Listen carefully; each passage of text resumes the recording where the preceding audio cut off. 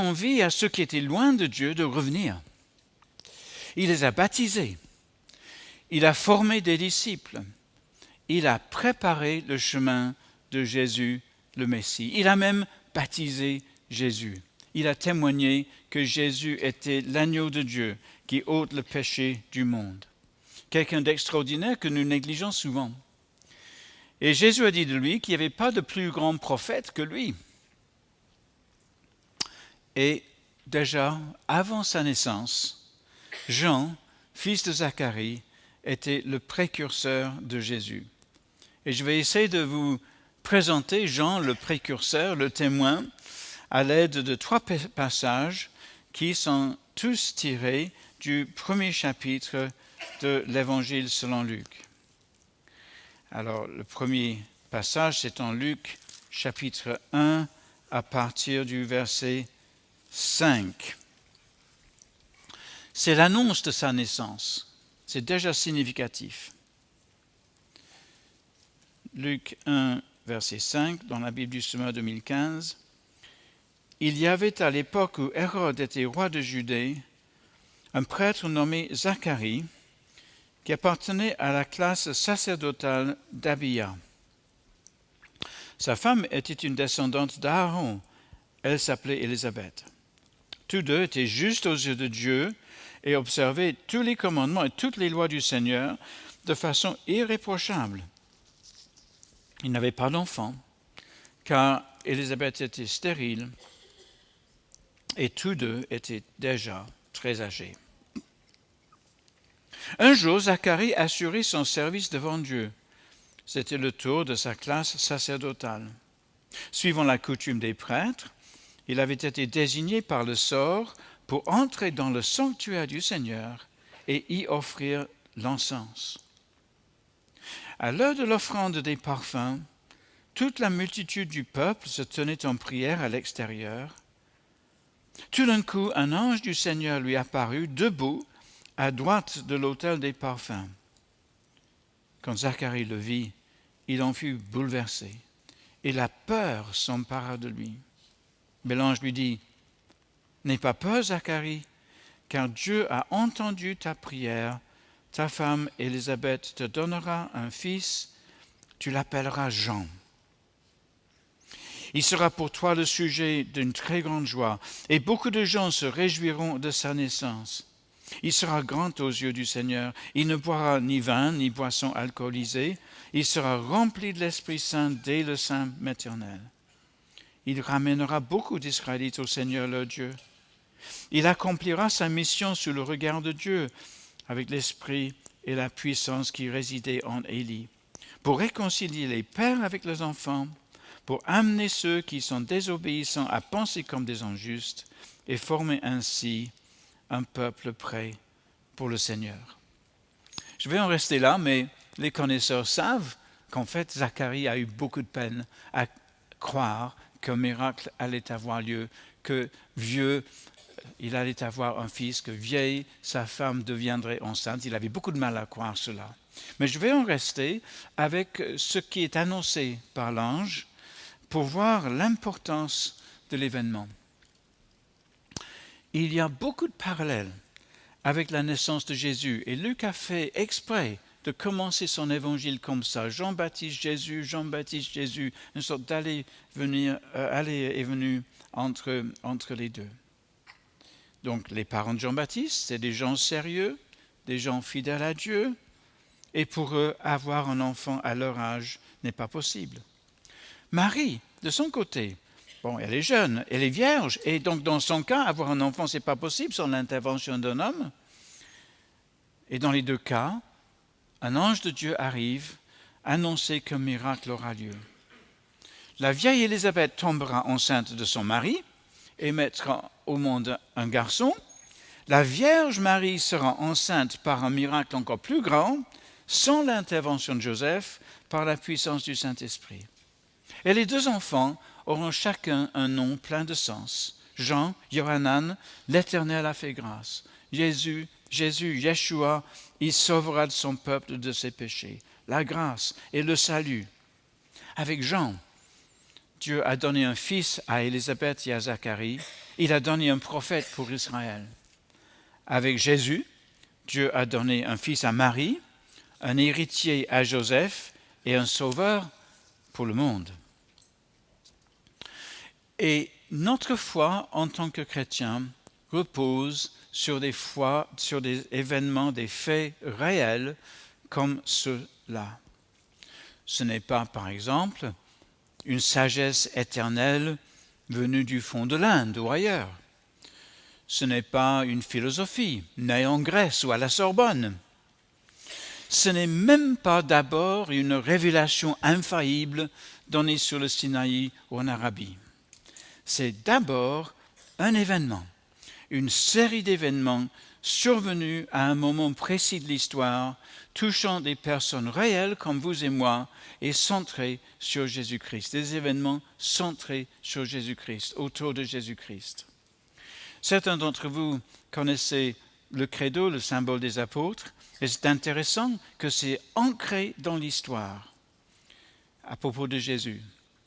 Il a été conçu du Saint-Esprit, il est né de la Vierge Marie, il a souffert sous Ponce Pilate. Ah, voilà la date.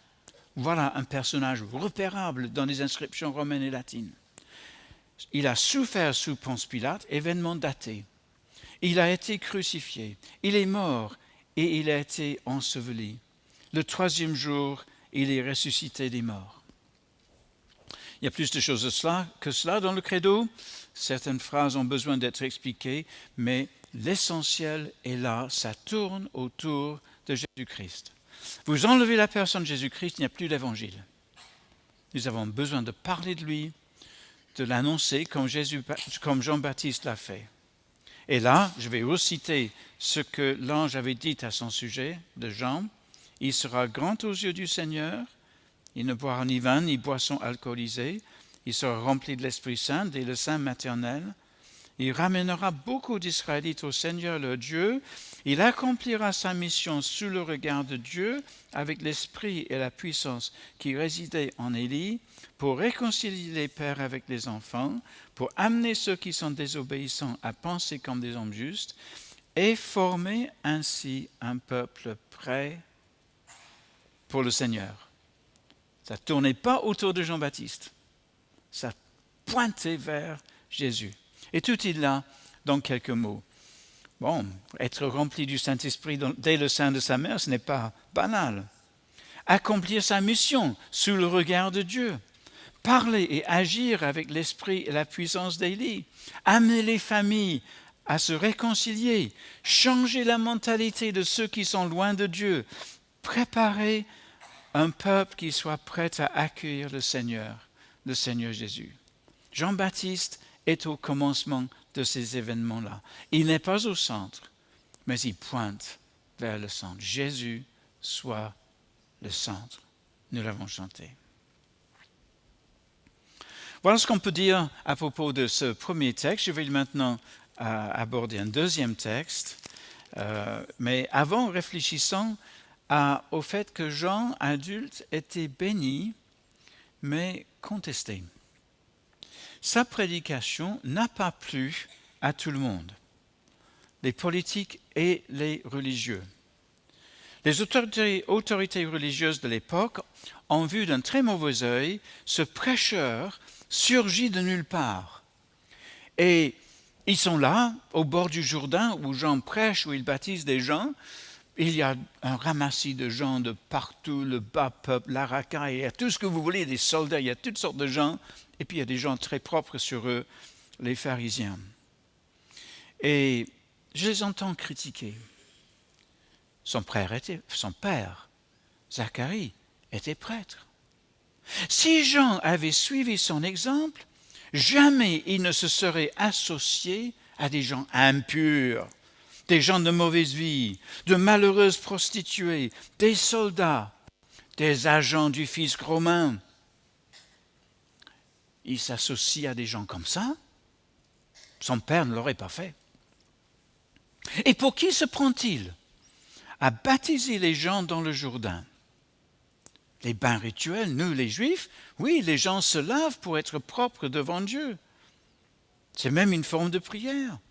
Mais les gens se plongent eux-mêmes dans ces bains. Jean les baptise. Pour qui se prend-il pour le faire? Et en plus, il baptise de vrais juifs, comme si c'était des païens impurs, tout juste convertis. Mais pour qui se prend-il? Ah oui, il n'était pas aimé d'une certaine classe religieuse, un prédicateur puissant, mais un public divisé à son sujet. Et l'opposition ne venait pas seulement des milieux religieux, mais aussi des politiques. Et je pense notamment au roi Hérode Antipas.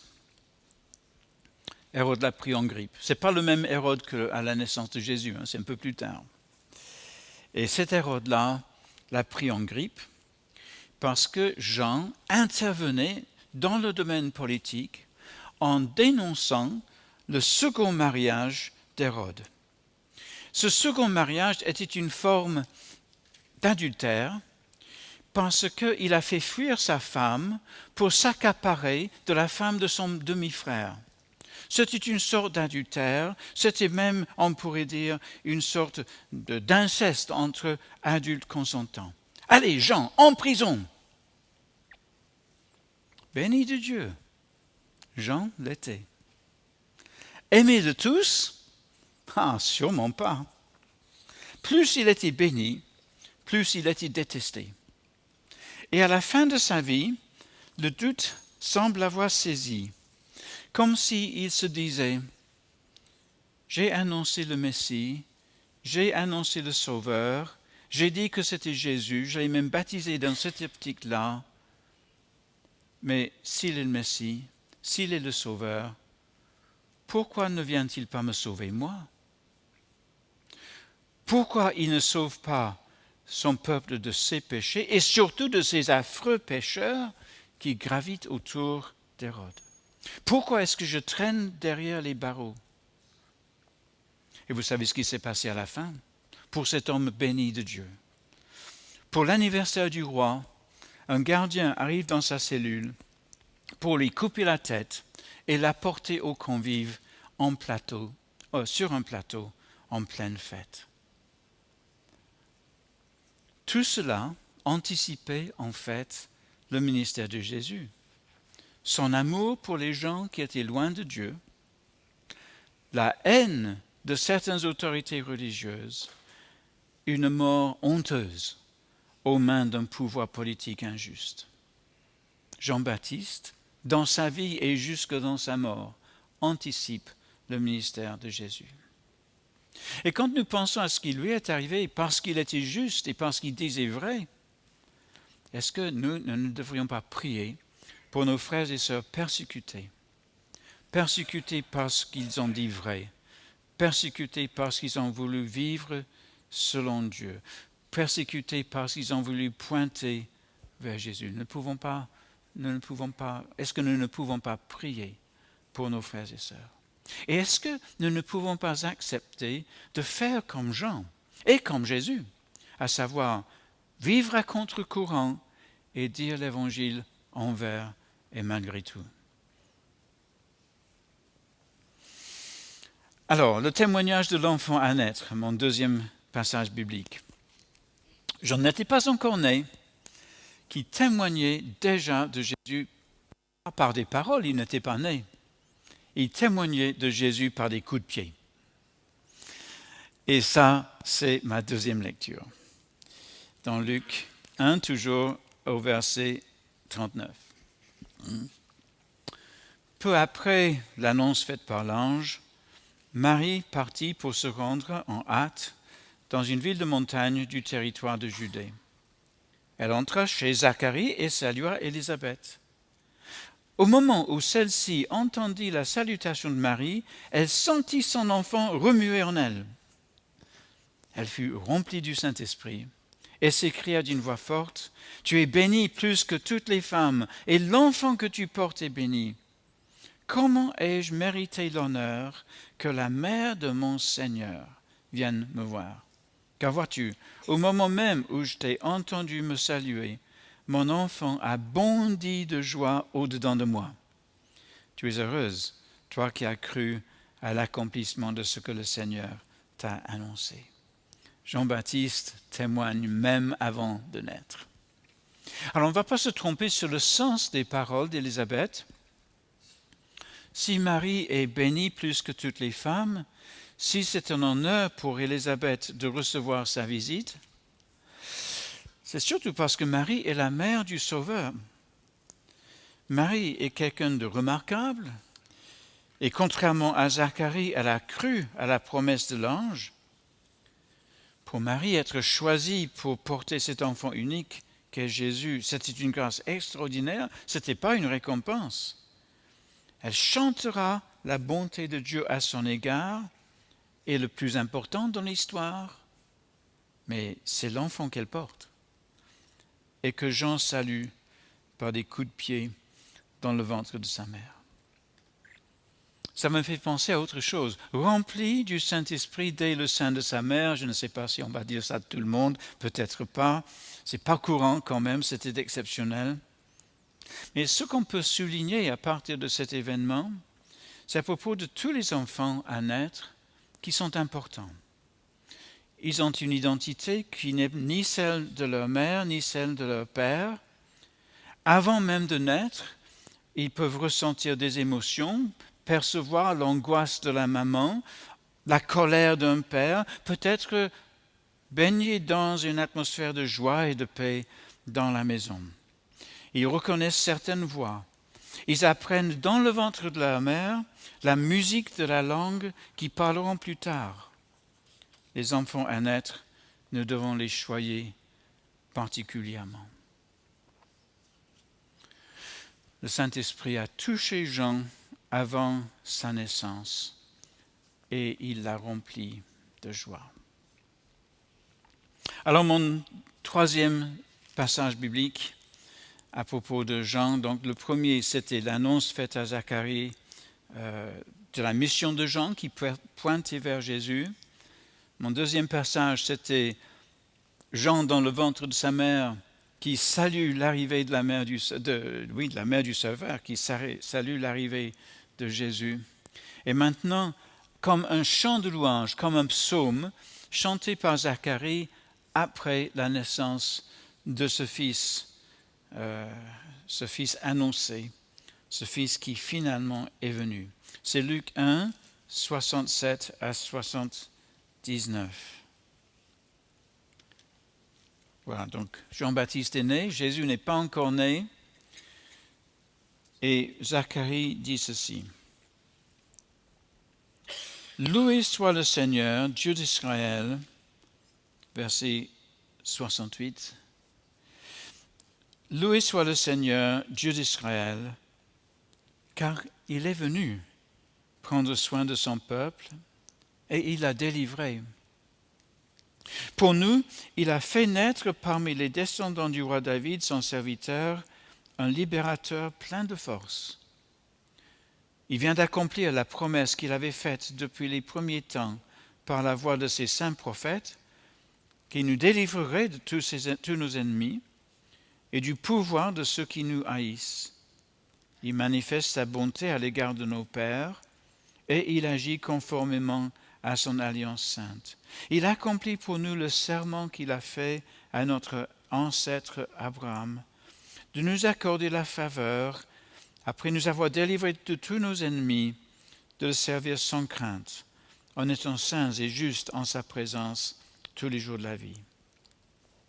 Et toi, petit enfant, il parle de Jean-Baptiste, et toi, petit enfant, tu seras appelé prophète du Très-Haut, car devant le Seigneur, tu marcheras en précurseur pour préparer sa route, en faisant savoir à son peuple que Dieu lui donne le salut et qu'il pardonne ses péchés, car notre Dieu est plein de compassion et de bonté.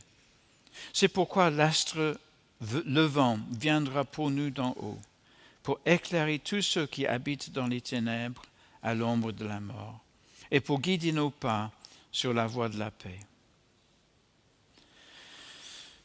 Un psaume de louange. Le petit enfant sera appelé prophète, cela s'est réalisé. La lumière de Dieu, l'astre levant, viendra d'en haut. une allusion à Jésus. Et Jésus est effectivement venu en tant que lumière du monde. Jésus a guidé nos pas sur la voie de la paix, alors que nous étions dans les ténèbres et l'ombre de la mort. Et donc Zacharie annonce un avenir que son fils Jean préparera et que Jésus réalisera.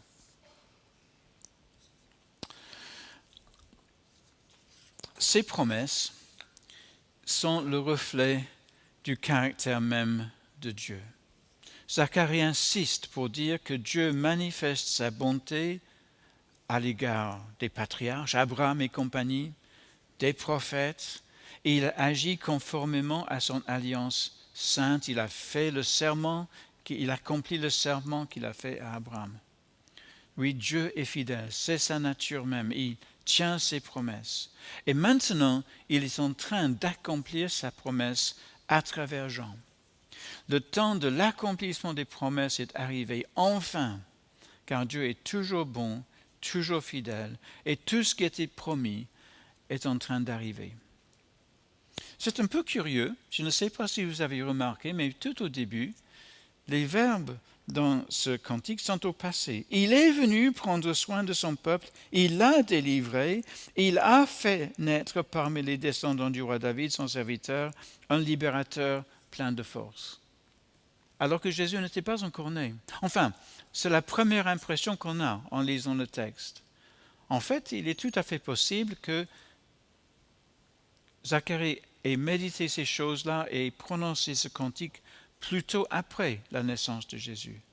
Ou alors on peut dire que la chose est tellement sûre pour lui qu'il en parle comme si c'était déjà un fait accompli. Le plus important de nouveau, c'est l'arrivée d'un descendant du roi David. Alors ce n'était pas Jean-Baptiste qui était né de la lignée des Lévites, des prêtres, d'Aaron et compagnie. Non, le libérateur, descendant du roi David, est venu. Et c'est tellement sûr que Zacharie en parle comme au passé. Vous avez vu que cette louange de Zacharie met Jésus au centre. C'est la fête. Tout le monde arrive chez Zacharie et Élisabeth. Tout le monde admire le bébé. Tout le monde remercie Dieu pour le miracle qu'est la naissance de ce bébé, Jean, fils de Zacharie. Mais que ce soit sur le coup ou quelques mois plus tard, Zacharie célèbre Jésus et pas Jean. Que signifie la naissance de Jésus?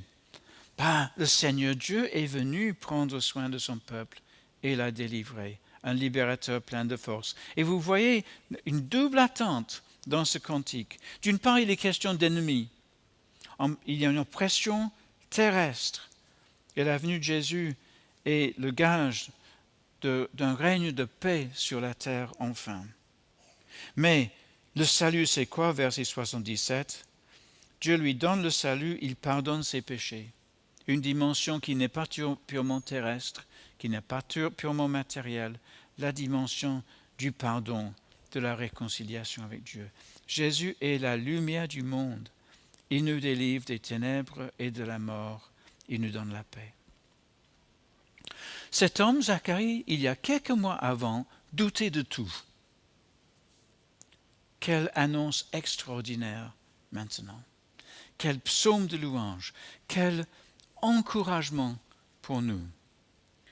Et je pense que nous aimerions tous avoir un témoignage et une louange qui célèbre Jésus-Christ. Quand il était adulte, Jean-Baptiste a dit ceci à propos de Jésus. Il faut qu'il croisse et que je diminue. Quand le soleil apparaît, on voit à peine la lune. Je pense que Jean est un modèle pour nous. Il pointe vers Jésus. Et mon exhortation pour finir est celle-ci.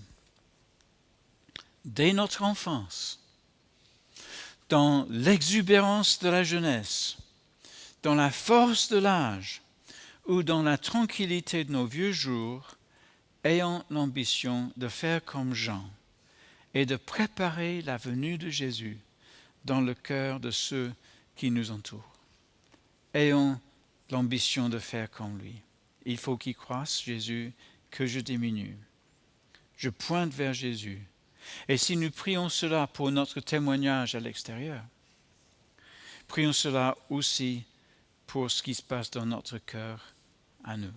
Que Jésus soit vraiment le centre, qu'il grandisse en nous. Soyons des témoins comme Jean. Amen.